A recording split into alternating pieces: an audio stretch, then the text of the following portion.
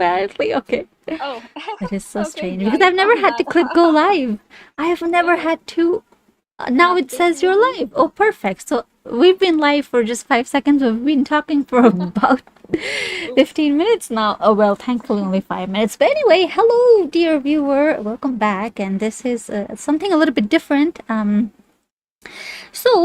starting a new series. You can probably see my screen, hopefully. In fact, let me just. Okay, apparently it's not sending any video data. I don't know. Sorry, this is so messed up because it shouldn't be so messed up, but it is. Uh, It's fine. okay, let me see. I just did this like a week ago. It should be working fine, but it's not. That's the oddest thing. Happens. Mm. Oh yeah, I should have test ran everything. And sorry, I don't want to waste your time. Let me just see for a No minute, real worries. quick. If it works out, great. If it not doesn't work out, I still have the recording, so I can just upload that. Mm. Um, hmm. Either there's a problem with okay, well, apparently it's streaming something. Let's see if the video is going on, then that's not a problem. But if it's Oh, I can actually go check on your page, I think. yeah, just 1 second. okay. Oh, I think I have.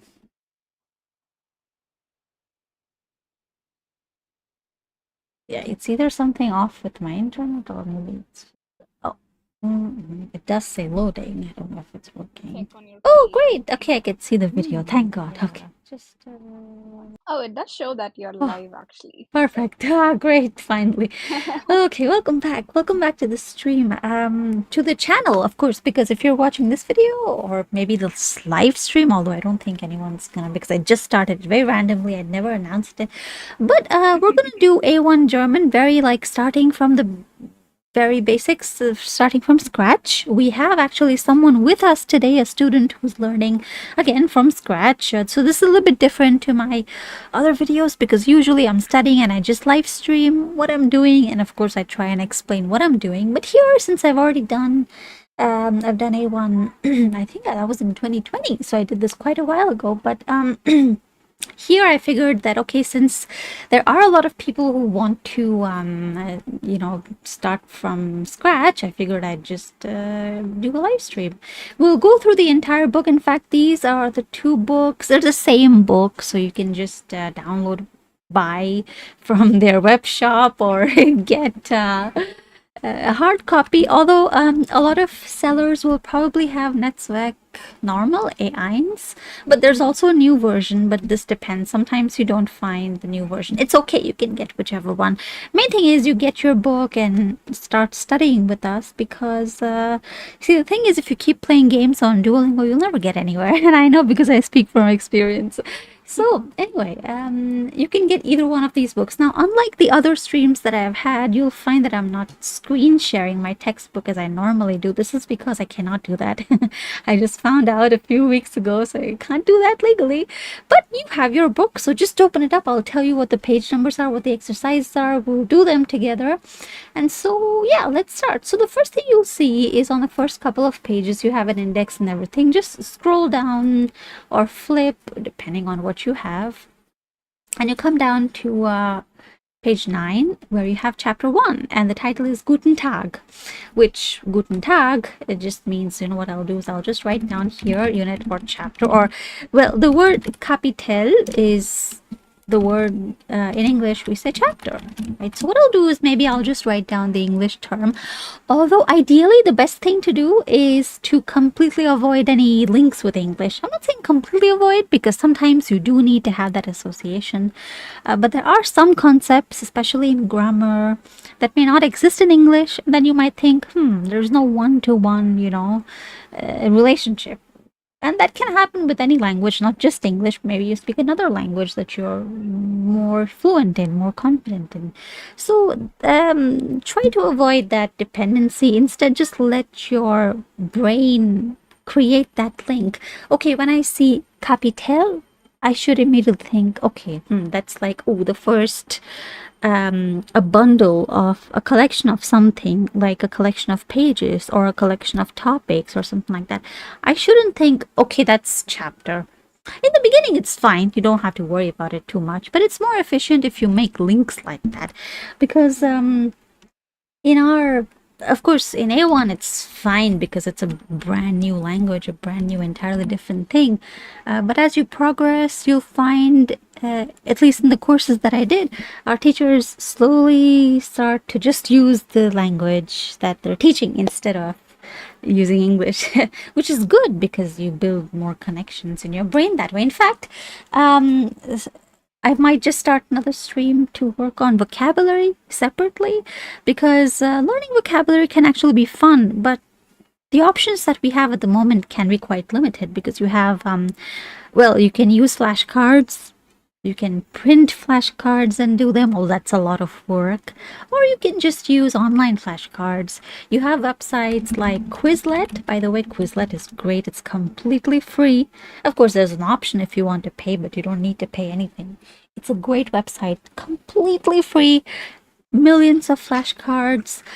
And they have exercises as well, not just flashcards. They have fill in the blank, match exercises, games, all of that. So it's great. I used Quizlet. I used it and it was perfect. It was great. But then Mm-hmm. some tools might work, some tools might, because not everyone's the same, not everyone likes learning the same way. I've also used Google Sheets or Excel to learn vocabulary. But what I did there was, if you go online, you will find free on, is this the publisher's website? I think it's kletsprachen.de. If it's not Klet, it's whatever else it is. Yeah, kletsprachen.de. So what you'll do is if you go on and you, let me just find it for you. I'll display it. Glossary. No, it's yeah. I mean, it's called glossary, but aspect. Let me see if I can find it, and I'll just add a link here so it's easier and nobody has to go searching. Aspect neu, Glossa Deutsch English. Okay. Oh, that's B1 plus. Oh, Okay. I'm Well, actually planning to go to Stuttgart, and I think that's where this was published or something. yeah, Klettsprachen. Klet also has an app. I've never used it though, but it's supposed to be useful. So you'll find. What I'll do is I'll just add a link once I find it. If I don't find it right now, I'll add it to the description. I'll add it in our Google Meet link as well.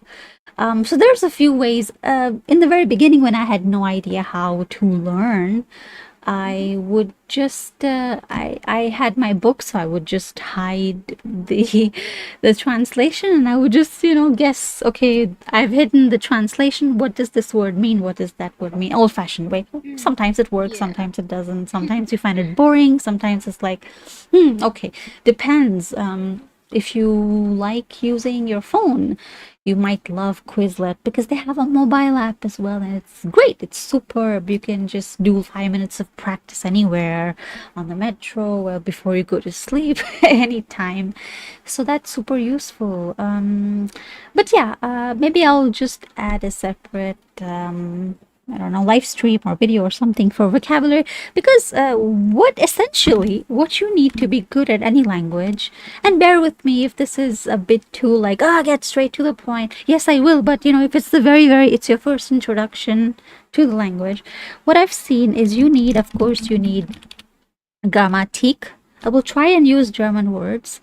I mean, obviously, looking at the word, okay, that's grammar. And this is, in fact, the Grammatik.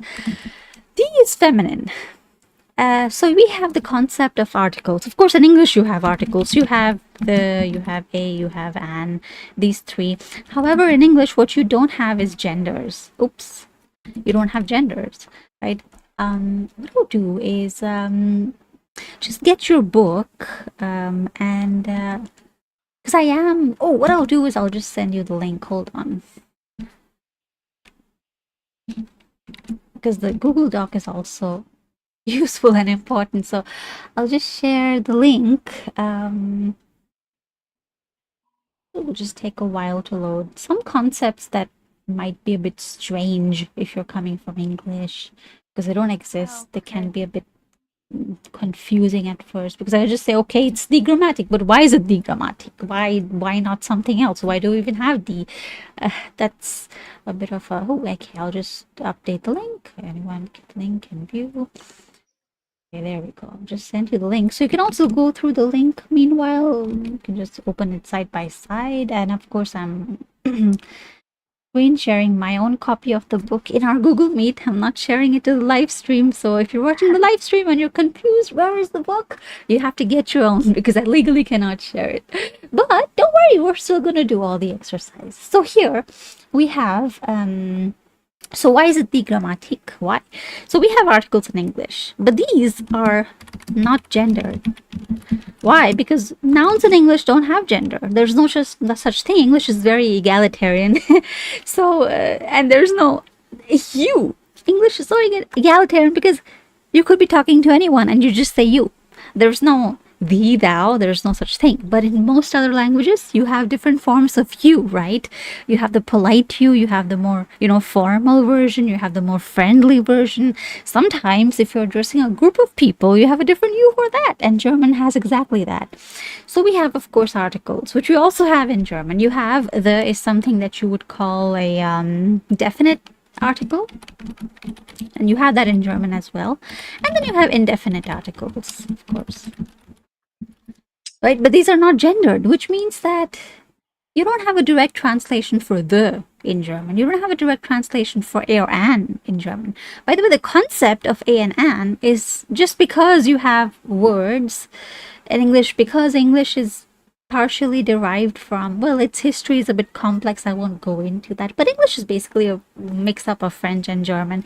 In fact, you'll find it a bit interesting to know maybe that a lot of the more common vocabulary that we have in English, more normal words, are of German origin. For example, house, right? That's house in German as well. You have a lot of words that are what we consider plain language. But then you have, if you've ever if you ever looked for, okay, how do I make my English sound more fancy, more advanced, especially in terms of vocabulary, you'll find a lot of words of French origin. Not, I don't mean words borrowed from French, no, but in fact, words of a, well, more accurately, Latin origin. So, for example, mansion, maison. So that's a French term. Of course, the words are not exactly the same in meaning in both languages, but that's something you'll find. So and it's kind of the same concept in German. You don't need to learn this at this stage because you're just starting out, but it's something fun anyway. In fact, even as you progress, of course, if you decide to progress, and by that I mean if you decide to, let's say, do C1, C2, you might find that interesting that, of course, we have, everyday speech, regular speech, and we have more formal speech, more refined, more polished, more nuanced. And the words that we use in English that are more refined, more polished, more elegant, etc., they tend to be of French origin. And then it's the same in German. So in German as well, you have words that are more considered to be, of a higher echelon, just more fancy. And they tend to be French as well. In fact, you'll find, for example, they do have words like, for example, for your wallet, you have the German Geldbeutel. Didn't say Geldbeutel, but hardly anybody uses that. Most people use portemonnaie, which is actually a French word. Anyway, that was completely pointless to know at this stage. Completely sidetracked. But anyway, so there are three things you need to know basically to do well in a language. You can achieve that with a book. It's the easiest way. Because it's, ordered. Let's say, okay, I'm a tourist and my goal is to be able to get around and basically enjoy my trip and, not interact with people in their own language. You can achieve that in many ways. You don't necessarily have to do things with a book. For a lot of people, a book might be a bit too traditional, a bit too old-fashioned. But the thing is, it works. Why? Because it's so regimented. It In one unit you learn this, the next unit learn. Plus, again, books are created by experts in language learning. For example, if in English I want to learn about subject verb agreement, I cannot understand the concept before I understand what is a noun, what's a verb. I have to understand the basics of nouns and verbs. Only then can subject verb agreement make any sense to me. So in that way, we have, okay, books are like building blocks, right? And so the stronger your foundation is, the easier you will find to progress. Okay, so one thing is the grammatik. And then you also need vocabulary, of course, but vocabulary consists of many different things. For example, you have, allocations, phrasal verbs, things like that. You don't have to worry about it. You learn that naturally with the course book. That's why I recommend, because the course book is everything you need to solidly achieve a level. When people say I'm A1, I'm A2, I'm B1, I'm C1, whatever, or when people say I'm fluent, like what does that mean? What level are you at? So course books help us achieve a solid level. You can, of course, learn by yourself. There's many people who learn just by watching TV shows, by watching movies. In fact, there's a lot of people do that. But, well, it depends on the kind of learner you are. I'm not saying course books are the best for everyone. Of course, that depends.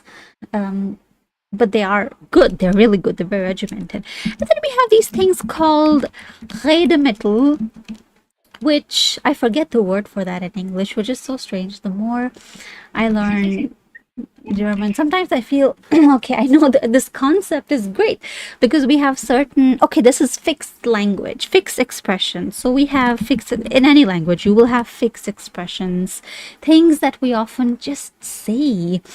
Let me find some examples for you. If you look for Redemittel, is essentially just it comes from mittel, which is kind of a means or even a cure or a remedy, along with reden, which is, well, speaking. So speaking remedies. So in a way, fixed expressions that help you. Just for example, if you meet someone, you might say, "Wie geht's?" Right? That it technically that should be "Wie geht es," but nobody says "Wie geht es" because it's just like when we say in English, "Hey, what's up?" It's a fixed expression. It's a Redemittel. You don't say, "Hey, what is up?" Wait a second. What is up? That doesn't make any sense now, does it? How goes it? Wie geht's? That doesn't really make any sense. How goes it? How goes what? Well, just your life. So fixed expressions are great because they really help you understand things. By the way, I know, okay, articles, as I was saying, there's a great website that I used all the time when I was in A1.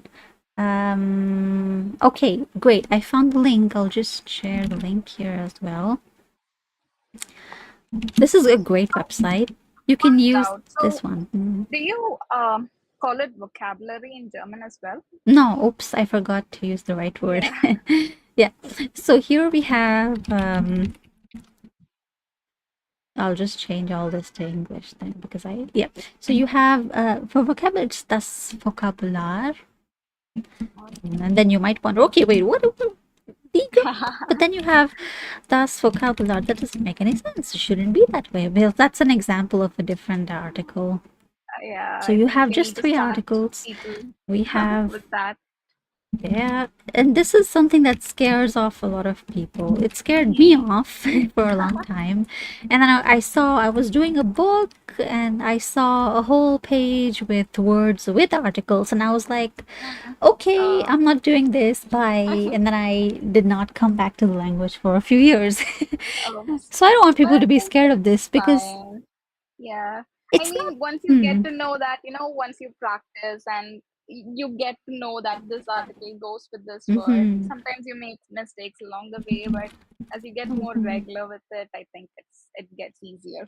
Yes, it gets easier with time. In the beginning, what can help is if you use terms like, well, this is a great website. I use it all the time because what our teachers suggested is that you can use, oh, by the way, this is also D, but this is a different form of D.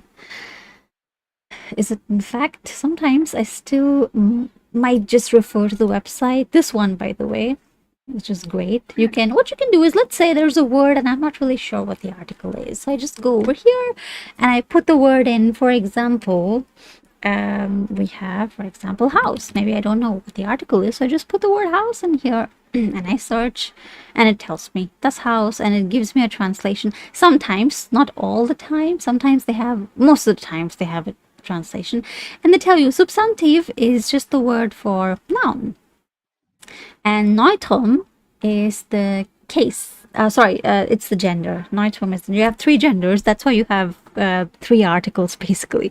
So you have the, which is the feminine article, but it can also be plural.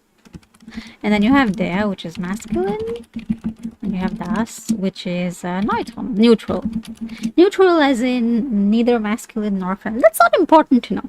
Some languages have all three genders. Well, except with the exception of English. A lot of languages, however, have only masculine and feminine. Italian, for example, only has masculine and feminine. French also, I think. I learned it a year ago, and no, I don't think they have neutral. So this is a bit strange, because if you've learned any French, any Italian, you might think, okay, well, I understand the concept of feminine and masculine. There's no concept really, it's just an article, that's it. It doesn't have any deeper meaning. It's not like, for example, okay, das Haus. Oh, that means the house has some masculine qualities. No, it doesn't have anything to do with that. It doesn't have anything to do with gender, like the way we human beings have gender. It doesn't have any, it's just a word you tack on to the being. That's it. It doesn't have any real purpose, but it does have, well, of course it has a purpose in grammar, but those are things you'll learn at a later stage. Just remember, you have to take information in baby steps. You don't need to worry about, oh, how will I ever understand what they write on Tagesschau? How will I ever understand this video? You will. It just takes a tiny bit of time. In the beginning, don't overload yourself. Because your brain needs time. Learning just needs time. Your brain needs time, because when you sleep, what happens is your brain is arranging all the information that you just learned. So give it time. It might be frustrating for sure, but that's okay. Just keep coming back, watching, practicing, and doing all these things. Okay. So basically, you need three things. You need grammar, of course, which is, okay, things like tenses and articles and all that stuff. You need vocabulary. Vocabulary is not just words, though. It's words, yes, but you also have combinations of words. This word, for example, in English, we say, oh, I can't cope with this stress. Cope with. Those two words just go together. If I take those words apart, then they might mean different things. Pull up, pull in. Pull up can mean literally pulling something up. But pull in just means that this person drove in. So it doesn't make any sense, does it? Well, wait a second, it's the same word, but I just added a different preposition. That's the funny thing. And that exists, of course, also. And that becomes a lot more important in the upper stages. In the beginning level, not so much. So we have a lot of these things. Essentially, you just need these things. So even if you found course books boring, you could still just be like, okay, I need to know A1 level Grammatik, I need to know A1 level Vokabular, and A1 level Redemittel. And wherever you find this information, that's all. Everybody has a different learning style, so find what works best for you. Books are great. Personally, they help me a lot, but maybe you hate books, and that's okay. Everybody has a different learning style. So that's all we need. The great thing is, a book has everything. It has all of this that I need. I don't have to go to 10 different places and search for vocabulary here, grammar there, Redemittel here or there. So yeah. Coming back to our book, let me see. Okay, so chapter 1 just says Guten Tag. That's the Kapitel 1, Guten Tag. Okay, here we go, Kapitel 1. And so here what we do, well, I'll just bring the capital down here, Kapitel 1. And so this one here, well, I'll just have the name here as well. So what's Guten Tag? Guten Tag is just something you say, good day. Bonjour, buongiorno. Same thing. Guten Tag is something you'd say to someone crossing the street. Guten Tag. Or maybe you waltz into your office on a Monday morning and you say Guten Tag, even though you mean, oh, this is not a Guten Tag at all. So here, if you look at the very top of the page, you'll find a few things that they've listed. These, for example, and you might not see them on the live stream, but I'll just list. What I'll do is I'll just copy paste, because I can of course copy small parts of the book, but I cannot live stream the book. I used to do that before I found out, oops, that's legal. So here are the themes and topics. We have grüßen und verabschieden, greeting someone and taking leave. Sich und andere vorstellen. My accent might be a bit off right now because I just was doing intensive Italian. So what happened in my Italian exam was that I was had to be so careful not to, for example, use the German, pronunciation for a lot of words, and then it was so my accent sometimes is a big mess of sounds. Once I get back into this whole speaking German for a few days, it will fix itself. Okay, so sich und andere vorstellen, which just means introducing yourself, but also introducing other people. Nach dem Befinden fragen und darauf reagieren. Ask people how they're doing and react to how other people tell you they're doing. Über sich und andere sprechen, which is talking about yourself, but also talking about other people. Zahlen bis 20 nennen, numbers 1 to 20. Telefonnummer und E-Mail-Adresse nennen. So telling people your telephone number and your email address. Also noting them down if someone gives you their telephone number. Relatively simple. I mean, it's not a nightmare like French. Okay, so on the first page you have a couple pictures, and you also have a couple of words in other languages.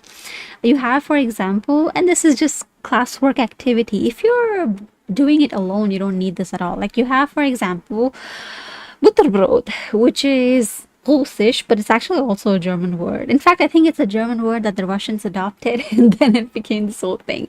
Anyway, it's just sandwich. That's just the word for sandwich. It's kind of random. You don't need to do this. You have a bunch of words. The point of this exercise is to, for example, the word kindergarten. Now I'm using the English pronunciation. It's just a borrowed word from German. In fact, kindergarten, nursery, same things there. So, I'm just realizing that now, right? Because kinder means child, and okay. and I'm one thing mind that's blown. exactly, and if you see, they've actually used the original, like you have, for example, in Bulgarian, and Russian, they have the original script. But if you'll notice, all of these words, and they have something in common. Like, yes, they are they have been adopted to other languages. We have kindergarten, and for the longest time, nobody even knew that, oh, that's actually a German word. And then you have other terms. Like, for example, in Japanese, there's a word kuranke, and that's a Japanified, Japanesified word, but it's actually a German word because the German word for sick is krank. Krank is sick. And so here in Japanese, they say kurank. So it's an adopted word. Just like I was saying, Butterbrot is actually a German word, but it's taken in by the Russians as well. And it doesn't mean exactly the same thing. It's just a catch-all word for any kind of sandwich, Butterbrot.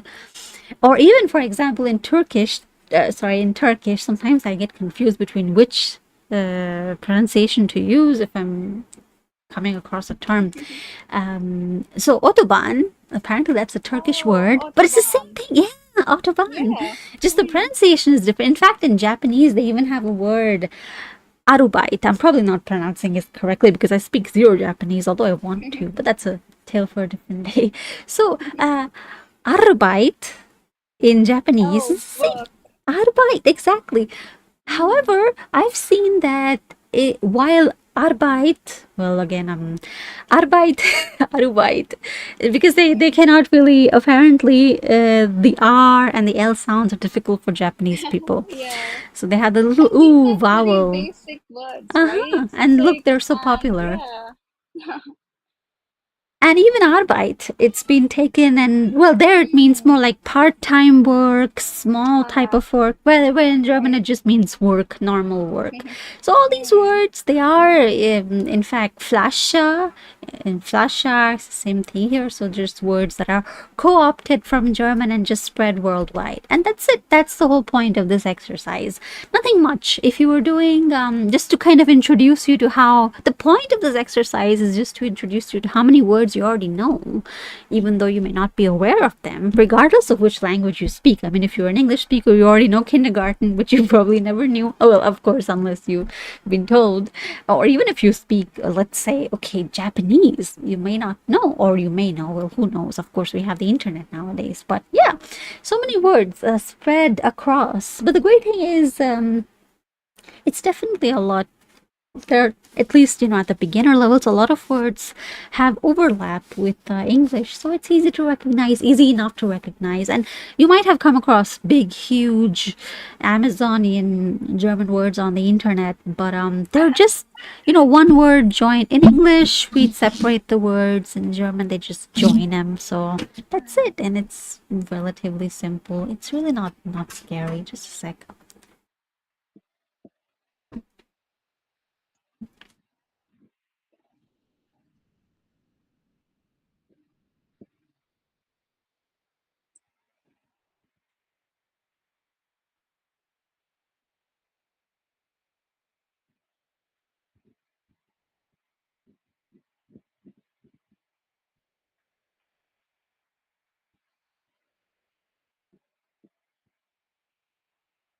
Okay, sorry.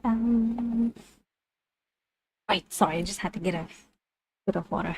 Okay, so here I have so many tabs on. Just a second, I'll close a few of these tabs so I can be sure of what I'm doing. Okay, perfect. So, right, that's the point of exercise one is on this page, on page one, just to introduce you to words that you probably already knew. Just to kind of show you that okay, it's not a very alien language, right? And of course, I mean, it's English was basically formed from German, so it's really not that different. Oh, we also have a few other goals. Buchstabieren, which just means spell something out. I'll just paste that here as well. Buchstabieren and über Länder und Sprachen sprechen, speaking about countries and languages. So these are the goals that this chapter will help you achieve. Well, on the next page, you'll have some, words here in German this time. For example, der Kindergarten, which would be, then you would join that if you had the paper version, the printed book, then you could just join them with your pencil. Otherwise also it's okay, you can they do sell an ebook, I think. Some versions are more interactive, but anyway, these are just some vocabulary to get you started, like how it's the same word, just the spelling is a bit different. So then we have another exercise. Wie heißen die Wörter in ihrer Sprache? What are these words? For example, der Kranke, which is the sick person, or the Autobahn, which is the highway. What are they called in your language? Maybe you speak Italian, Japanese, Turkish, Arabic, Chinese, whatever. Just this is in fact, if you see this logo right here, this is a speaking practice, but also just classwork, group work, just kind of like a getting to know you type of activity. So you don't have to. It's not something important. If you were in an actual classroom, teachers might get you to do these kinds of things just to get people talking, get people comfortable. And then you have another question: Kennen Sie andere deutsche Wörter?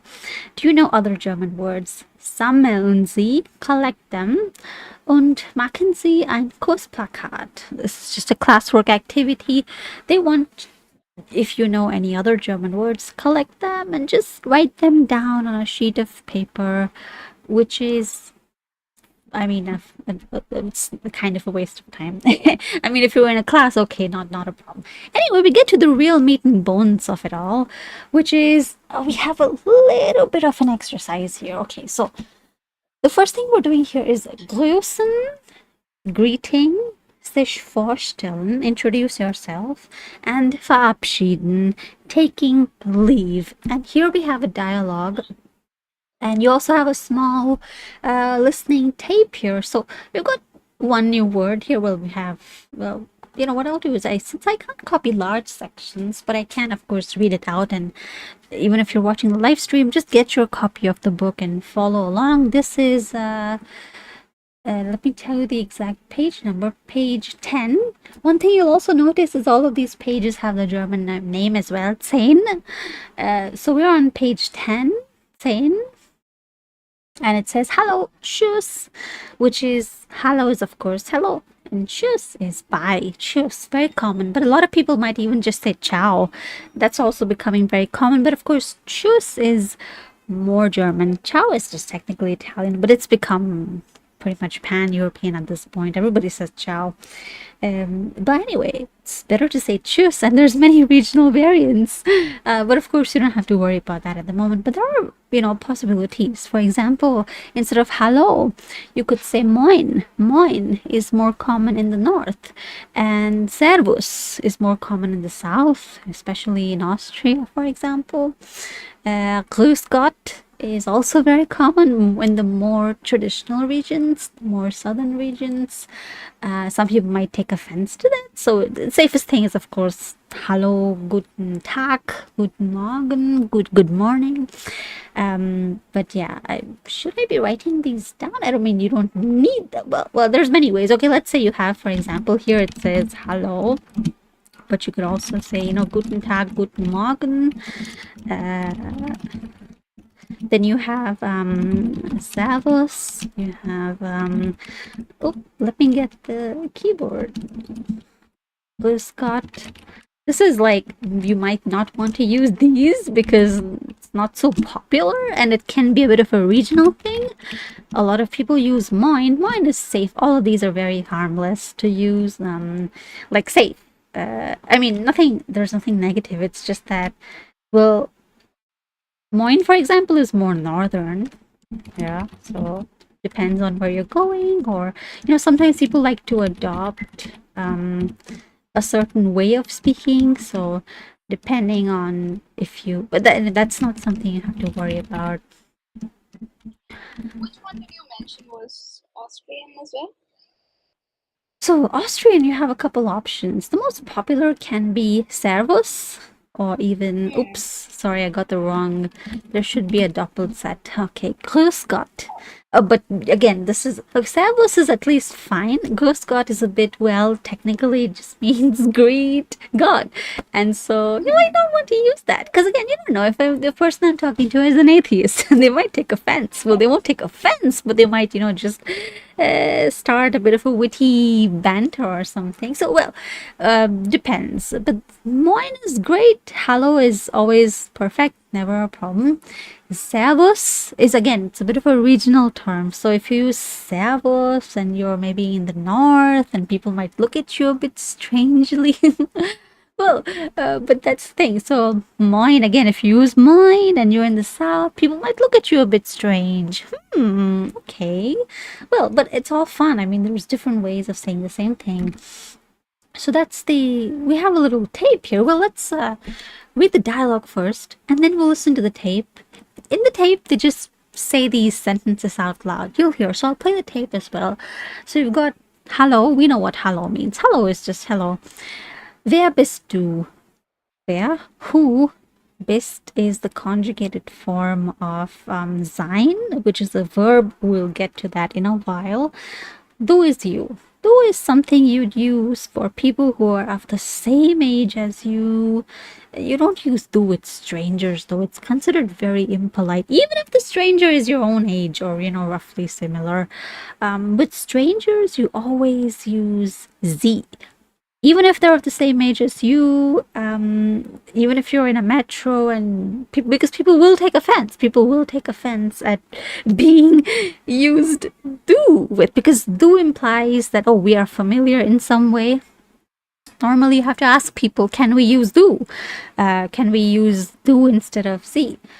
So there are two forms. Well, of course, here you have do, which is more, I don't know why the whole text is red. It shouldn't be red. So you have do, which is more informal. And of course, then you have Z with the capital. This is something that gets, well, as you progress, you'll find, for example, when you write to a government official or something like that, then you must use Z. If you don't, you can actually get a fine. They're very serious about these things. So this is more formal.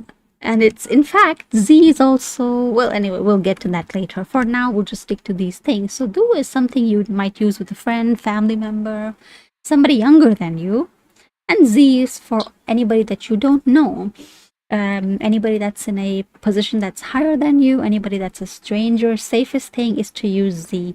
But here in the pictures that we see, these are like friends. Obviously, they're shaking hands and everything. They're hugging. So that's the context. We know, okay, here you'd use du. So, hören Sie und lesen Sie. Hear and read. Wie heißen die Personen? What are the people called? I won't be translating every word. Because it's important to let yourself sometimes just guesstimate. People often think, oh, guessing is bad. But no, guessing is your brain forming connections. So your brain is doing the work and you should let it do the work. Because when you guess something, especially when you guess something and you get it right, you feel very good about yourself. You feel, wow, I guessed that and it was correct. And that gives you the fuel you need to continue onward, which you really need. Sometimes language learning can be a real slog. I know. But you just have to keep plodding along. So anyway, here we got Hallo Nina, hallo Niklas, wie geht's? Danke, sehr gut. Und dir? Ganz gut, danke. What I'll do is I'll play the tape so it's a lot easier. We have just some very, very simple dialogues, just a few words. Basically, hi, how are you? I'm doing well. And you? Great, thank you. That's it. We're just doing some very simple dialogues. So if you are taking an exam, for example, you would have to introduce yourself in a few sentences, like 3, 4, 5 sentences and stuff like that. But don't worry about any exams right now. We're just doing chapter 1. Let's play the audio tape and let's hear it being spoken.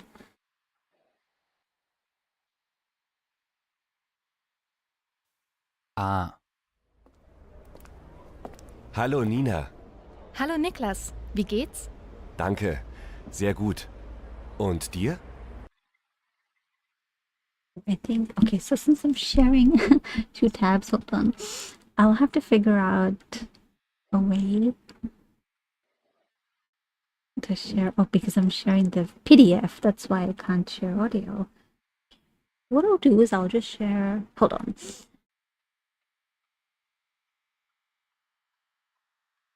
Just a second, I'll play it once again. Entire screen, window, meeting. Oh, if I want to share audio, I have to share a tab. Oh no. Okay. Anyway. Or you could. What if I send you the YouTube link? Then you can hear it. Or let me see if I can. Ooh.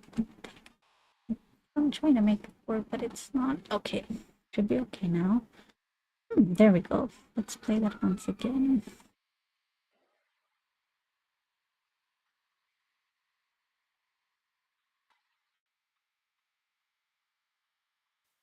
A.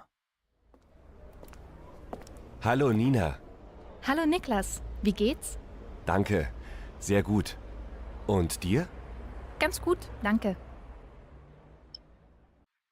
Okay, so that was the first dialogue. Just 4 or 5 sentences. You have hello, and then you have your name.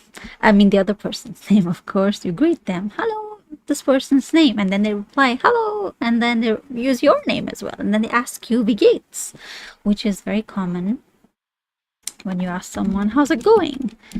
And this is actually a short form. Oops, I don't know where my. So I'm gonna have to use this kind of punctuation mark. Okay, this is just how are you? How are things? How's it going? What's up? And this is actually a shortened version of wie geht es. But often, of course, because wie geht's is more colloquial, more, spoken language. So, of course, when you speak, and that happens in English as well, we don't always pronounce every single thing out loud and in the full, complete format. So, that's also a feature here as well. We have, oh, there we go. There's I don't know where I can find this apostrophe, but anyway, okay, so that's something you would ask if you're just asking a friend, hey, how are you, how's it going, what's up? Just a very, very common way. Of course, there's other ways of asking how someone is doing as well, but for now this is all you need to know. Of course, if you find that this thing really, if you find that, oh, I want to find out more ways of, for example, asking someone how they are, you can of course go and search for these things, do what interests you. But I would say when you're learning, just try not to overburden yourself. Okay, so we'll listen to another bit of the conversation. Well, it's the same conversation, just again with a different person. B. Hallo Nina. Hallo Julia, wie geht's dir? Danke, gut. Und dir? Auch gut, danke. Hallo, ich bin Julia. Und du? Wer bist du? Ich heiße Niklas. Entschuldigung, wie heißt du? Niklas. C. Tschüss. Tschüss Julia, bis bald. Ciao. And that's it. Those were a couple of the very, very small dialogues. What do is I'll share the PDF again. So there might be a couple of new words in there, so we'll go through that as well.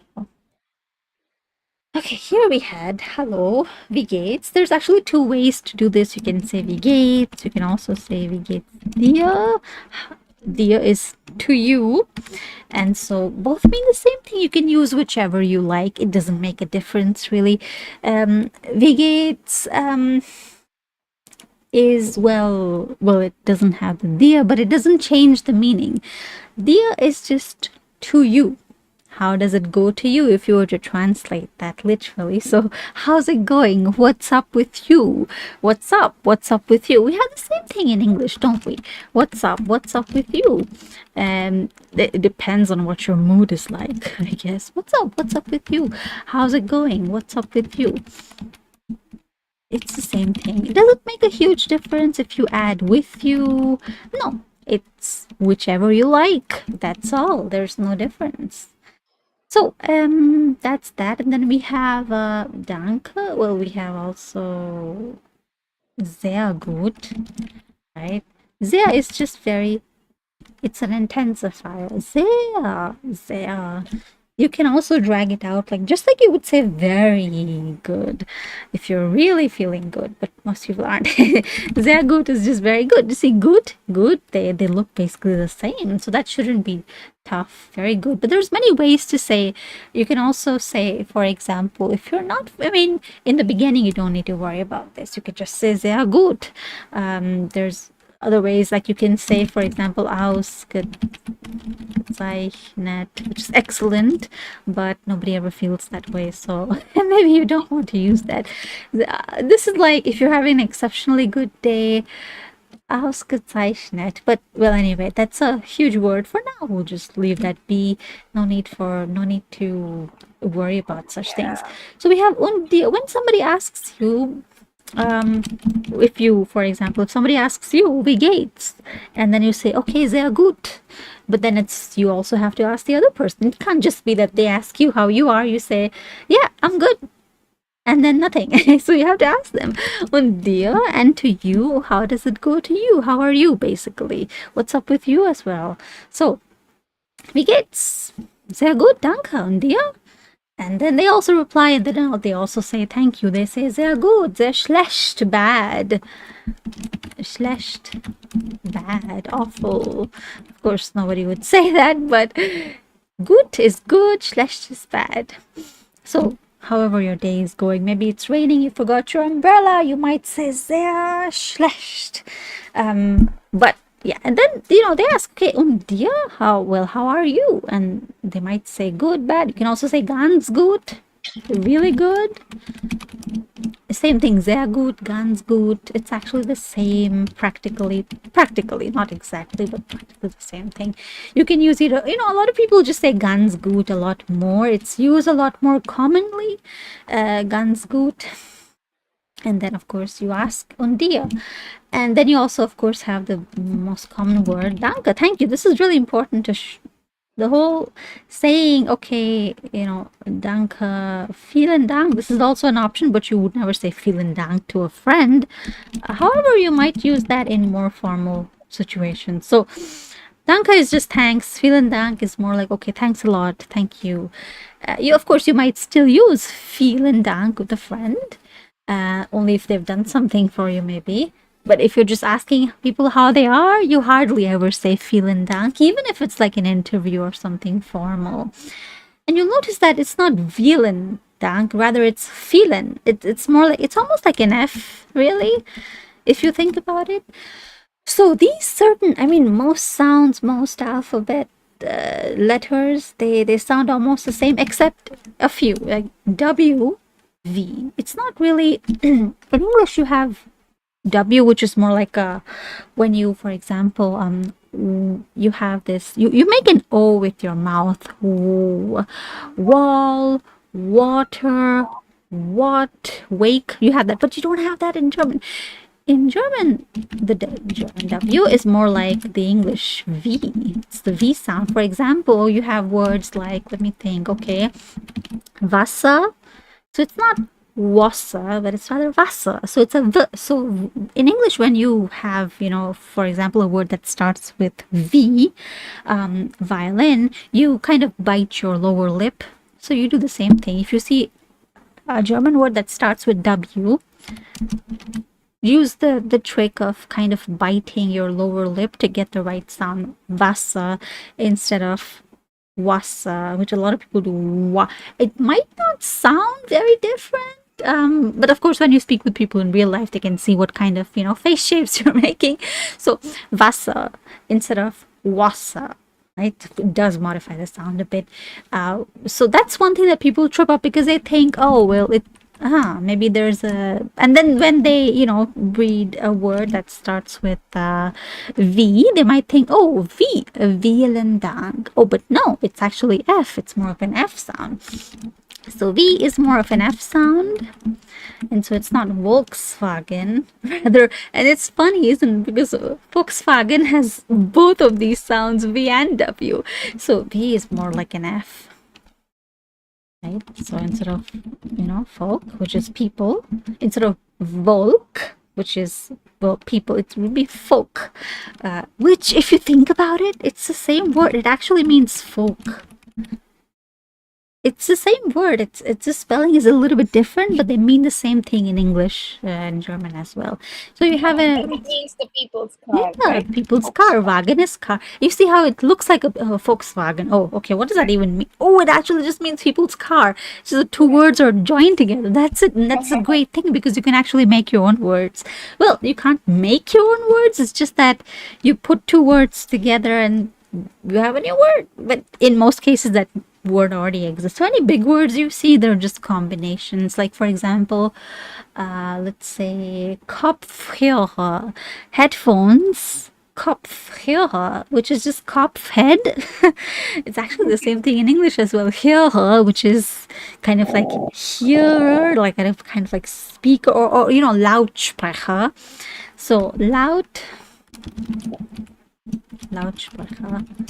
Lautsprecher is, again, loudspeaker, loud plus speaker. It's the same thing in English. In fact, a lot of, you have the word loudspeaker in English, which is the more common word, but then you also have other terms. For example, you might use sound system or something else. I forget what the word was, but that's the more common, basic term. So we came across these words, but we also came across wer bist du? Wer is who? Wer bist du? Who are you? When you, to me, it sounds a bit rude to say wer bist du? but again, the context that we have here is these people are like, they're the same age, they're just, maybe in university or something like that. So because they seem familiar with each other, so in that context, it's not, rude or strange in any way. So that's fine. Wer bist du? Who are you? So wer is who, and bist is of course are, and you. So far you look at the sentence, it's grammatically the construction is the same as English. Wer, who, bist, are, do, you. Simple sentences are the same grammatical, like in terms of word order, they're the same. But of course that changes a tiny bit. Ich heiße, and then you can, for example, ich heiße, and then you add your own name. So I am called, and then your name. A lot of people will just say ich bin. Oh, by the way, the word ich, there's a few ways to pronounce that. Because again, despite it's not like with a few other, even if you take a language like Italian, they have so many dialects. German also has a lot of dialects. Not that you have to worry about that, because again, almost everybody speaks Hochdeutsch, because that's the language of the law, of school, college, university, the workplace. But there can be regionalisms, and there can be regionalisms in pronunciation. Sometimes people might say ich. Some people might say ich. Some people might say ich. There's a few variations. In fact, there's a very good link that I found a few months ago, and I don't have it anymore. In fact, they have a whole map you can find. I'll just find it in a few minutes. It's actually really fun. You might find it interesting. You might find it scary because again, there's just so many regional variations. In fact, they did a survey or research or something like that, and they had all these regional variations. So anyway, it's not that, okay, if I say ich or if I say ich, if I say ich as well. Again, it's of course better to stick to the more common version, ich. But there are a few variations, and you might hear a lot of different variations, especially if you watch videos online, and especially if you travel around.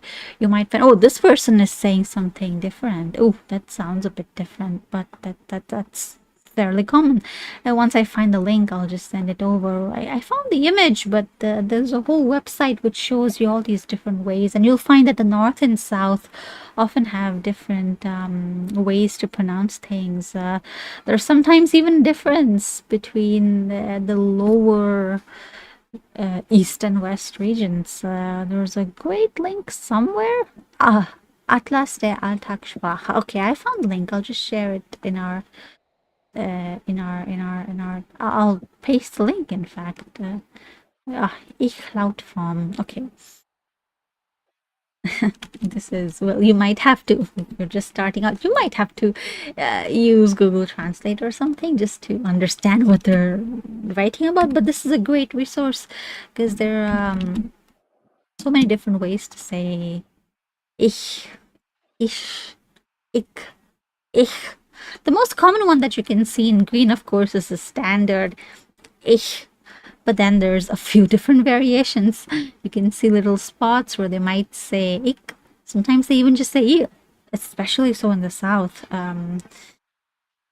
And well, you don't have to worry about all these things just yet, but it's interesting how there's many different variations. So if you hear someone say something differently, that's probably because, well, depending on where they come from, despite it being one language, there's many dialects. Anyway, that's not something to worry about at the moment, but this is a very nice website. Like, for example, when I said Guten Tag, Hallo, there are so many options. Servus, Grüß Gott.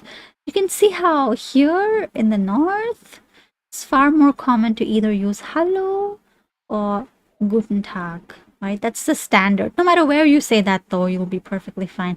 But in the very, very north, it's a lot more common, especially around the sea, to say Moin. It's a very northern thing. But then, if you go south and you say more commonly Grüß Gott, or even servus in some pockets, or even if you are near the Swiss border or in Switzerland, you might even hear grüezi. But you don't have to learn all these things. It's just interesting. There are some regional variations, which can be fun, which can be a bit fun. But anyway, so I've just posted a link in here. Oh, I'll post this link in here as well. This one about Hallo, Grüß Gott. Oh, sorry, it's not showing you the link, is it? Oops. Oh, well, you have this over here. Alltagssprache. Ah, there we go. Here, I'll just paste the link in both areas so you can see. It's fun to read. It's fun to read. Anyway, so then we were looking at right. There's a word, Entschuldigung. There's our first big word, Entschuldigung. Entschuldigung is just apologies, sorry, excuse me. That's what it means. This comes from, if you break it down, Schuld is the word for blame, and the word, or rather the prefix ent, and you'll come across prefixes quite a bit. You'll notice prefixes as you progress, as you go along. Ent is kind of like removing something. So removing blame, removing guilt, Schuld, removing guilt, and Schuldigung. So basically you're asking for forgiveness, or you're asking for, for someone to pardon you, to excuse you, right? Just as in English we say, pardon me, excuse me. That's what it means. And Schuldigung. Sometimes you might hear people just say Schuldigung. You might not hear the end a lot, especially, of course, like, see, if you're delivering a speech, or if you're in an interview, if you're at school, college, university, then of course you would say the full thing properly, Entschuldigung. But you'll notice, especially amongst people or friends and stuff like that, or in colloquial environments, in videos, etc., people might just say Entschuldigung. You might just hear, especially in films, movies, etc., Entschuldigung. It's, you can even sometimes shorten it, although I wouldn't recommend doing this in an exam or something like that. But Entschuldigung, you might even hear things like that. You don't need the question mark. Entschuldigung. You can also, when you say this when you didn't understand something. Entschuldigung, I didn't understand that. That's what it means, basically. Entschuldigung, I didn't catch that. I did not hear what you said. I couldn't understand what you said. Or if you're walking and you hit someone, you might say, oh, Entschuldigung. Or there's many other ways to say that as well. But yeah, Entschuldigung for when you mess up, or when you didn't understand someone. It's a nice word to use, Entschuldigung. And it's one of our first big words. There we go. And then we have another word. Well, we have, in fact, tschüss, bis bald, ciao. They kind of all have the same, job in general. Tschüss, many variants of tschüss. So tschüss is just tschüss, tschüss. You can drag out the tschüss as much as you want. It can be tschüss, and then you disconnect the phone call, or it can be tschüss, and you're just waving your hand and tschüss, and it just drags on. We used to do that a lot as students. So tschüss is just goodbye. You might have come across this. Auf Wiedersehen. Oh my god, but nobody, of course there are contexts where you might use that, but this is not something that you would normally use unless you're, bidding goodbye to a person you're not going to see them in a long time. Auf Wiedersehen. But you don't use that in most contexts, 90% of the time. Tschüss, or even ciao.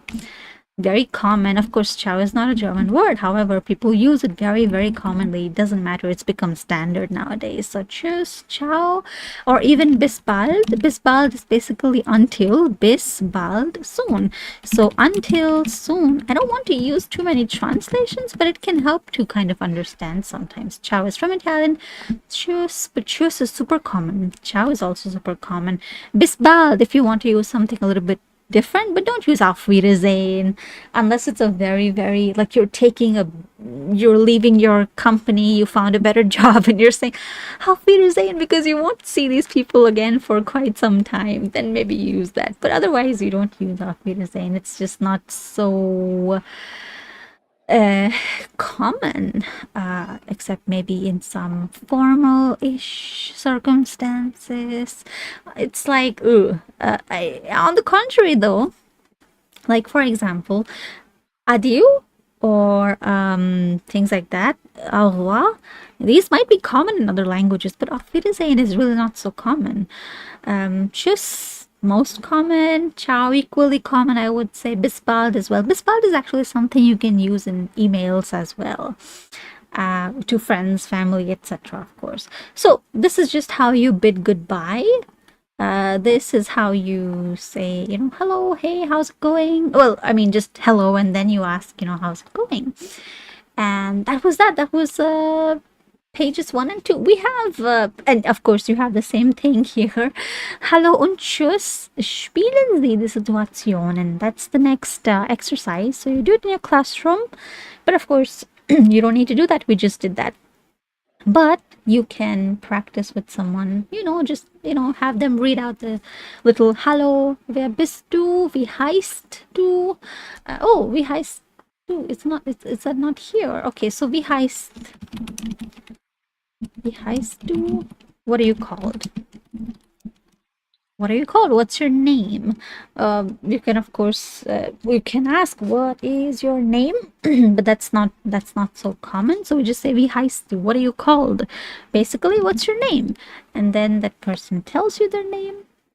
And here, there's Hallo und Tschüss. This is again page 10. They have the same things that I've written over here. So you also have some, for example, you have these over here. Oh no, where's the screenshot button? Yeah, sometimes I forget the screenshot button. So you have a few options here that might interest you. Sehr gut is like when you're really good. Ganz gut is, for some reason, they have the normal emoji, but okay. We'll separate them. What does those emojis mean, though? I think, is it a part of those Yeah. exercises? Oh, no, the emojis aren't a part of the exercise. This is just like, if you're very happy, you're doing very well, you might say, oh, sehr gut. Okay. If you're extremely happy, you just got your dream job, you might say, ausgezeichnet. But, well, it's also a little bit tongue-in-cheek. You might not, it's not something you would use in regular conversation. Gut, ganz gut, normal. That's also another thing you can say, normal. But it's like, so, yeah, okay, not good, not bad. It's like, even. So that was just the first page. And I think we'll probably just stop here for today.